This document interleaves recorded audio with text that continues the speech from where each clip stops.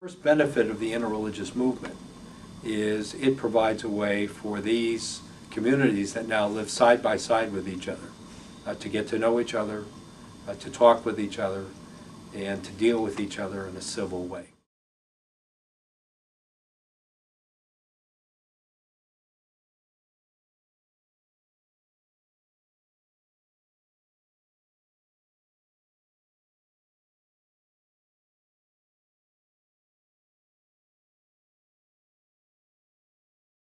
Chicago in 1893, at that first parliament, the predominant religions here were Catholic, Protestant, and Jew. And today, 1 out of every 7 persons in metropolitan Chicago is of another religion than Christian or Jewish and from somewhere else in the world. And this is now the case in London, it's the case in Bangkok, in Tokyo, and every major city. A number of years ago, in talking with somebody about the environmental crisis, this was a secular person who for 20 years had been working to alert the world to the environmental crisis that we're now facing. And he said to me, you know, all the doomsday scenarios, all the crunching of the numbers and the scientific data, trying to convince people that global warming was going to have an enormous impact, he said that didn't convince many people, that the strictly scientific scenario often paralyzed people or overwhelmed them. So this is a secular person who said to me, unless we recover a sense of the sacredness of the earth and of our obligation to take care of it, we are never going to find the political will to address the challenge before us. Religious and spiritual communities often are a nice bridge between the grassroots and international dynamics. In many places in Africa, attempts to aid, to help lift people out of poverty are not going to happen unless it's done through grassroots religious communities. 300 Sikhs from around the world flew to the parliament in Barcelona, and as a part of that they set up a huge tent gurdwara. Their gurdwara is the place where they do their worship and practice, and they provided a langar, which is their sacred blessed vegetarian meal, for everybody at the parliament. And in the opening days of a parliament, the first 36 hours of the event, everybody behind the scenes is crazy with all kinds of, crises and getting the thing off the ground. So after about 36 hours, I could take a breath, and I asked, well, how's it going at the Gurdwara? These Sikhs flew in, they spent all this money and all this time and energy to provide langar for people. Is anybody going? And as you know, not only were 9,000 people going for lunch every day to the Gurdwara, but they were going for breakfast, lunch, and dinner.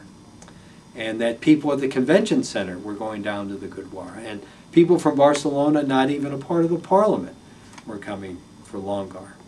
I took my wife and 2 young boys to langar one day at noon, and you're sitting on the floor in this big room in the tent with literally thousands of people from around the world. There were 2 Spanish nuns in full habit sitting on the right side of us, and some Thai Buddhist monks in their saffron robes on the other side, and across from us was a delegation from the Middle East, all sharing this meal together. And I think anybody who went to the parliament in Barcelona would say that that act of generosity by the Sikhs and the way in which we all shared in it from around the world was the heartbeat of that event. There's another interesting little story about that, about the impact of that. One of the Sikhs who flew in was in charge of procurement. It was his job every day to go out and buy large quantities of vegetables and flour for the chapatis, and he said that he went to a particular Spanish grocer who the first day he came, buying out all of his vegetables, was kind of suspicious of this man with a beard and a turban and all of that. But he went back every day. They began to develop a friendship. The grocer, the vegetable market guy, began to hear about what was happening and started donating all of the vegetables every day. And then after the event, this Sikh man and his wife, you know, they had spent all their time preparing longar, wanted to take a day and tour Barcelona and get to see the city.